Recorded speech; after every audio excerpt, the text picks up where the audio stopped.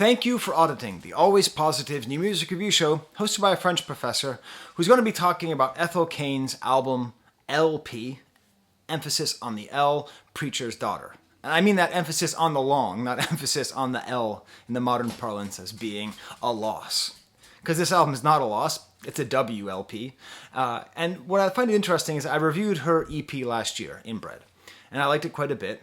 And whenever you release an EP and an LP so close together, when they sound like they're similar soundscapes, when the artwork is very similar from project to project, a lot of the themes are similar, it becomes where the EP is like an appetizer that has to deliver in the main course. You know, you can't just have some really great calamari and then just, I don't know, some garbage pasta. You know, you have to have a full meal that works. So has Ethel Cain delivered? Absolutely she has. And what I find interesting is that in my first take on her, I really talked a lot about her in relationship to two other female pop stars, Lana Del Rey and Taylor Swift. Obviously two giants who every time they release something go platinum and all that.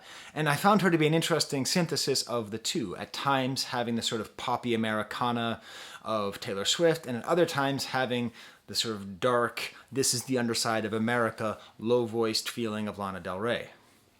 I'm happy to say that the reason I like this album so much is that even though those things are still true, I still think those comparisons work, we now have at least I now have, and maybe you already have if you've been a fan of hers for a while, I now have a very clear view that she's neither of those. She's just Ethel. Like there is an Ethel sound. And that Ethel sound comes out here. And it has echoes of those other two artists, but really she has her own voice and that comes through clear here. I think part of the reason why is that L part of the LP, the long part. I mean, an EP is like you're rushing forward and you're presenting a concept. It's an elevator pitch. And this is the thesis. This is the 300-page thesis. And what I love about it is any long album that's not too long is delightful. Any long song that is not too long is delightful. She gives so much space, so much sparseness throughout this album that it really feeds into this atmosphere, this Ethel Cain atmosphere that she's describing, as we will see, in a very cinematic way. Of course, there's a problem here where I'm saying that Ethel is Ethel, and that's who Ethel is, because Ethel isn't Ethel. Ethel Cain, according to what I've been told, is a sort of character that she plays. So the singer's name, as it's listed in title, is Hayden something unpronounceable. I couldn't figure out her last name. I think there was an umlaut on there. So I don't know what it is with Hayden's. Hayden Panettiere. Hayden's are difficult last names to pronounce. So already we have this kind of interesting idea of a kind of distance from the singer and what she's singing about. And this gets very complicated with a lot of the themes of the album and with the atmosphere of the album. And the main thing that I was working on in the EP, the main struggle I have is, you know, I'm an academic. And I am an academic. Like, I'm a real academic. And when you are an academic, biography is Bush League. That is just amateur hour. You know, you don't want to write... I remember I wrote a paper about how Proust's asthma probably influenced his writing. And it was a really good point, because based on my experience with asthma, and I got torn apart on it, because that kind of biographical analysis is passé, and it's usually wrong. We should analyze art, the thinking goes, on its own merits. So I tried to review Inbred and this album, in a similar way, just as art. But when the biography is so clearly important to the artist, to the art itself, when questions of race and gender and geography and sexuality and all that comes in, it is actually essential to Ethel Cain is, as a woman who was assigned male at birth, who was raised in the American South, in a conservative church, as the daughter of a pastor. Like, already, that is a lot. And that tension, the tension over existence, the tension over the hypocrisy that is shown. I mean, I'm still thinking about the Kendrick album, and the people are spending a lot of time talking about Auntie Diaries, but they're not really talking about the part where really at the end, Kendrick goes right after the church and identifies the church as the main source of homophobia and transphobia, which, by the way, punchline, it is. That's where the problems come from, in these communities. So, interesting to have these kinds of things floating around right here. And here we have this artist who makes this goth, kind of poppy, dark, engaging LP. And all of this is sort of on background. Because the character that she's playing here, Ethel Cain, as far as I can tell, we are not supposed to assume that she is assigned male at birth. I don't think we are to assume one way or another. And what turns out is this other thing that's happened with this album. So Inbred, I don't think had this issue. But this album, I discovered, after listening to it 2 times, is a concept album. What? Yeah, I went on to Lyric Genius, and then I couldn't believe it, so I went on to Reddit, and I talked to the people over there. She has a great subreddit, by the way.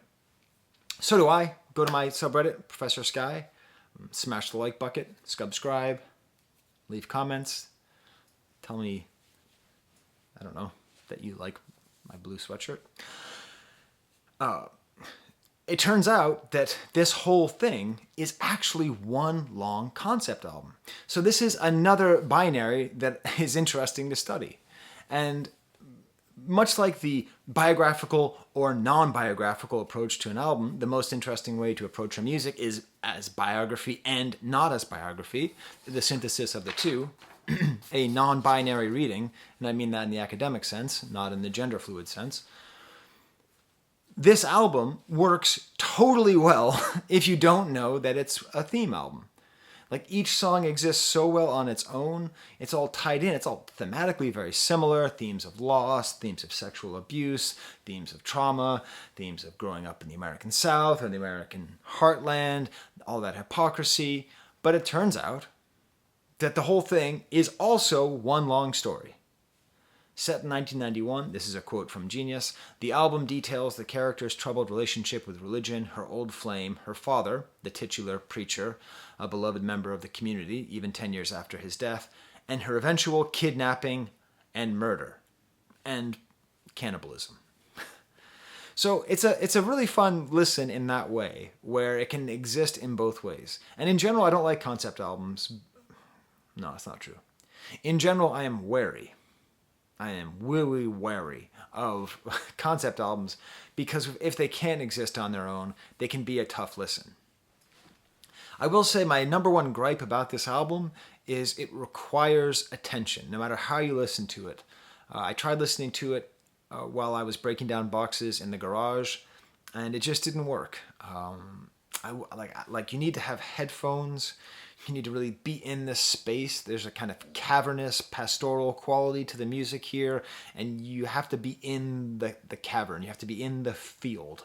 Like, you have to be in a sort of hot field in the South or a truck stop, and you have to feel like when you see those mirages off the blacktop, you have to be in that kind of mode. So I couldn't listen to the album while I was breaking down boxes in the garage. I drove back to Buffalo again today, and I was trying to listen to it with my wife in the car. And even though I listened to it yesterday and loved it, it was terrible in the car because there was so much noise outside. And driving on Buffalo is not fun anyway, just the way people drive out there. But just in general, like, it was a very sort of not so. It does definitely require a kind of dedicated listen. And I didn't feel that way about Inbred. Inbred, I felt like I could listen to in a lot of different ways. I think this ties into the cinematic quality of the album. Because apparently, she was trying to write a movie, and this is the movie. So, I don't watch a movie while I break down boxes. I don't watch a movie while I drive. You need to give it that kind of respect, that kind of attention. I almost didn't review this album for a funny reason. I am the son of a preacher man. My father was a minister. He was a rebel-rouser minister in West Virginia in the 60s. You can look him up. It's a pretty interesting story there. But by the time I was born, he was out of the ministry. So I didn't have to bear the brunt of any of that kind of expectations. But my ex-wife was also the daughter of a preacher, but of an active preacher. And so I had very up close, and despite the fact that our our relations are not super great, I always, no matter how I feel, always have this great sympathy for having to be a child of a preacher. It's a bad, bad draw. It's a really bad draw. It's really hard to differentiate yourself.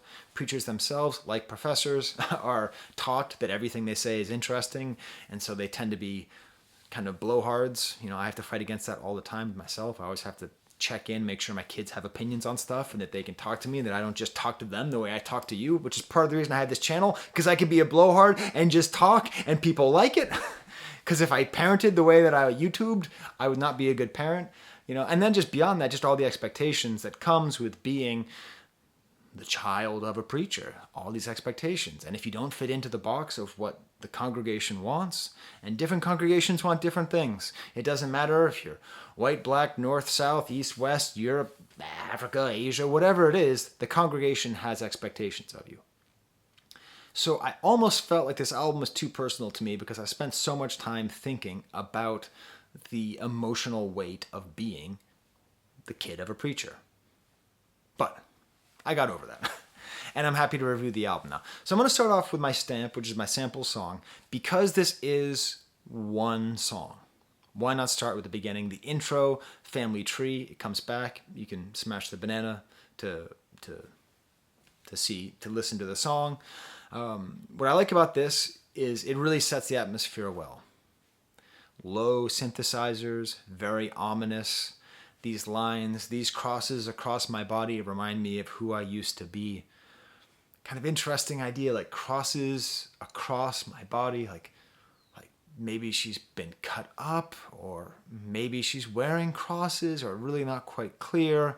And then these like very epic goth drums come in, and this is what's amazing about her music is even though it feels like she's filling up an empty church. And maybe this is because I just saw images of her, a photo shoot from before where she's in an empty church. I think she lives in an empty church. But it feels like all of her music, the ideal way to hear it would be to be in a rundown church in the middle of the summer with no air conditioning, just sitting in a pew, kind of uncomfortable, and then just having her play the music and having it fill that space. It feels like it's music for that. And hey, there's never been music for that. Side note, my dad invented Christian rock music. Neither here nor there. He doesn't take credit for it, but he did. That's a story for another time. Going into the next track, American Teenager. This is, I think, the low point of the album. And people are going to be upset with me because this is the poppy point of the album. This is the most clear song to listen to. This is the most Taylor-ish song. It's very Americana, although it does have that dark edge. It's about being in high school. It's about being a teenager. According to her, it's about like the feeling of helplessness and not being able to change the world.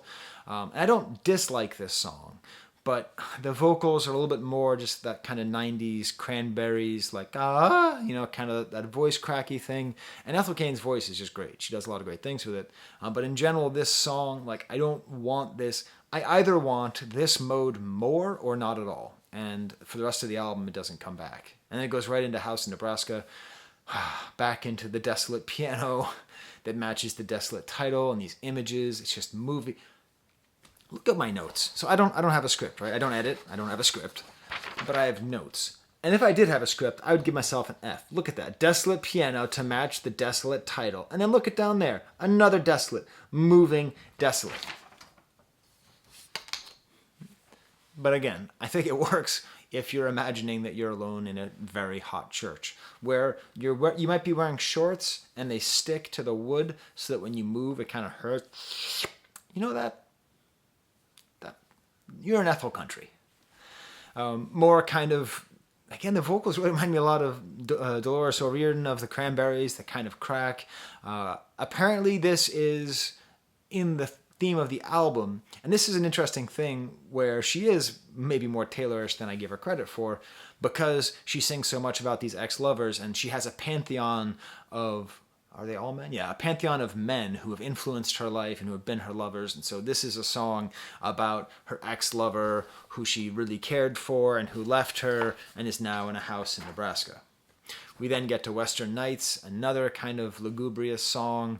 And this is where a lot of the themes of the album get interesting, where it seems like a lot of this album is about sexual trauma, about being sexually abused by your father, this character of Ethel Cain. In this song and in this album, had a very well-respected father who sexually abused her. And so lines like, haven't spoken to my daddy in a long time, really hit hard. And then it moves into a sort of sexy thing where she talks about the sex that she's having with this different person. I forget the name of this person. I didn't even write this down. It's like a different person. The neighbors beat on the wall while I'm face first in the bed. Show me how much I mean to you while I'm lying in these sheets undressed. This sort of very aggressive, angry lovemaking that has hints of abuse throughout the rest of the song. So the theme of the cycle of abuse, continuing abuse that a lot of women who suffer abuse as girls continue. It's all in there. Her singing here is almost like Sade, or Sade as I used to call her. But just so much space and so much time that's given on here. I realized at this point, this is a great train album. If you're on a train or an airplane, I bet this one would do really well. We then get to Family Tree, Slight Return, a nice dark song, some good guitar work on here. My favorite point on the entire album is the instrumental break with the guitar here. I don't really know why. It is the best. It's the essence of that desolate feeling that I like about this album.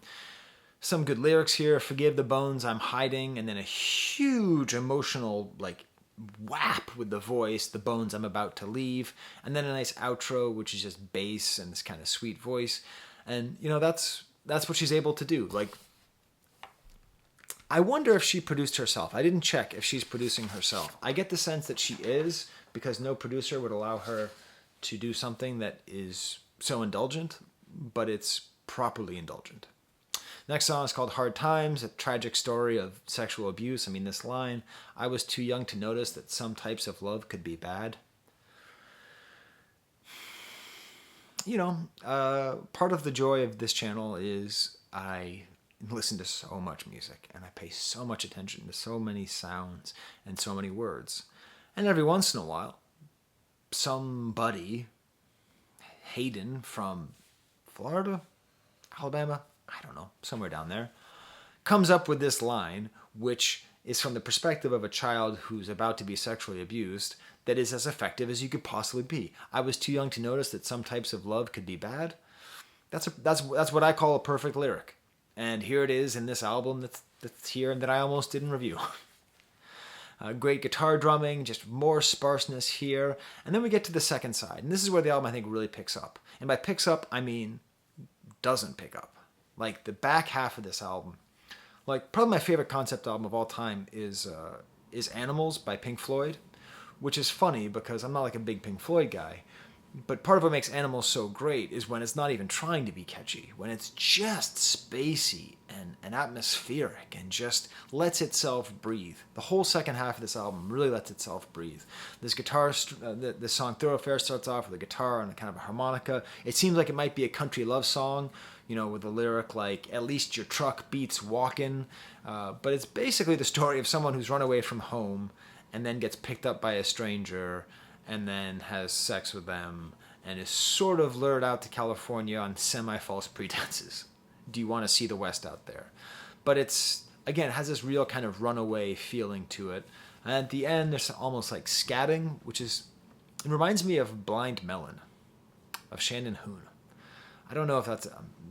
I'm drawing deep from the well of 90s references. I think Ethel Cain was born in 2001 anyway, so I doubt that these references are coming intentionally. But that's the kind of vocal performance that I associate here. Then leads to another great song, Gibson Girl. These languid guitar notes. This sounds like a soundtrack to an 80s or a 90s movie. A little bit more forward production, especially I really love this pre-chorus, black leather, dark glasses, pouring another while I shake my ass. And then the second verse gets dark and sexual. I didn't say sexy. I said sexual. Very sexual, not sexy at all. Just a voice and these bass sounds. You want to F me right now. You want to see me on my knees. You want to rip off these clothes and hurt me. And then there's this weird, like the voice then gets high, gets this real sense of intimacy. And this is what I mean. I could tell this story was about pain. I could tell the story was about hurt. I could tell the story was about sexual abuse. I didn't know that in the story, this is the person who picked her up on the thoroughfare is now pimping her out in LA, and she's being used as a prostitute by Isaiah. There's the name. Very kind of Taylor. These are all very Taylor Swifty style names too. It's like Willoughby and Taylor. I mean, Isaiah. But here we are, right? So the song works as not part of the story and as part of the story. We then get to Ptolemaea, which, if you didn't know, Ptolemaea is the last ring of hell in Dante's Inferno. This is a book my dad gave me, actually. Very nice of him. Illustrations for Dante's Inferno by Rachel Owen. And I would like you just to have this image in your head. This is her image of Ptolemaea. So I'm just going to put that up there and allow you to look at Rachel Owen's work and think about that as we get to the song. A very quiet start. You think it might be instrumental, and then you realize it might even be the thesis of the entire album. According to the story, it's about her, some kind of hallucinogenic trip that she's been forced on, some kind of high that she's been forced on by her pimp/lover. But there's this amazing part where she just keeps saying stop, stop, stop, and then she says stop and she screams. I think it looks like that. And you really get the sense of the hell that she's in, and really the hell that she's been in her entire life. And then the outro becomes like a Metallica outro. I mean, it really sounds like a slow Metallica ballad. And then we have what I think is the thesis of the album. I am no good nor evil, simply I am, and I have come to take what is mine. I feel like that's what people have been saying to her, and that's what she is saying throughout this album. So that's Ptolemaea. There's a nice image. I also have Gustave Doré's illustration over there, but it doesn't work as well. That's what the song feels like. Then we get to two beautiful instrumental songs. It's rare that I'm happy for lots of instrumental songs, but this just really feeds into this atmosphere. The song August Underground has a kind of stormy atmosphere, lots of space, foreboding sounds. Apparently, this is the name of a snuff film. I don't know. I couldn't even make it through Faces of Death. Even thinking about the movie Faces of Death upsets me because I'm going to get on an airplane. And part of the reason I'm afraid of flying is because of the movie Faces of Death. If you don't know about Faces of Death, don't look it up. Don't watch it as a goof. Don't think, hey, this will be cool. Don't listen to Jonathan. And don't watch the movie. I don't care if you were able to rent it. I don't care if they had it at Videosmith. They shouldn't have had it there. Don't watch it. Don't watch snuff films. Life is difficult enough as it is. But it makes sense in the context of this album. I guess this is the soundtrack to her running in the woods and then getting killed. A weird break there with a song called Televangelism, which is one of the most beautiful parts of the album. This kind of detuned piano that's a little bit warped, and it's just gorgeous and moving and a reminder of all this space. And we then get to probably my favorite song on the album, Sun-Bleached Flies. More piano. I like her more with piano and organ than I do with guitar, just in general. Low, sweet voice. This is apparently a post-death song, but again, we don't really need to know that. It can be a song after her death, or it can just be some of these great, admittedly gothy lyrics. Sun-bleached flies sitting on the windowsill, waiting for the day they escape.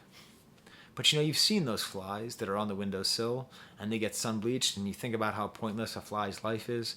They're born in food and eat poop and live for a day and then die. But that's all of us do. That's all of existence. And it talks about how the flies are talking about money, making that parallel sort of very, very clear. Beautiful dark chorus. I said fine, because that's how my daddy raised me. If they strike me once, you just hit them twice as hard. But in the end, if I bend under the weight that they gave me, then this heart would break and fall twice as far. That there's only so far tough love can get you. Again, Kendrick Lamar was talking about that on his album too. And also, the Kendrick Lamar album cover and the Kel Chris... No, not the Kel Chris. What was the other thing I reviewed? Yeah, the Kel Chris album cover. This, there's this weird sort of tan with a figure in it album cover thing. No, it's not the Kill Chris album. What was the one I did before? God, how do I not remember the videos I did last week? Anyways, Kendrick Lamar, Ethel Cain, and one other that I've reviewed recently all have the same kind of earthy cover, which has nothing to do with this video.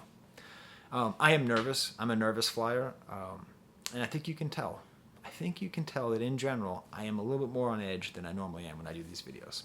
But let's not take that out on poor Ethel Cain, who at this point has been murdered, is rotting in the basement, and nothing, that's as bad as it's going to be. Just kidding. It's going to end with her being cannibalized.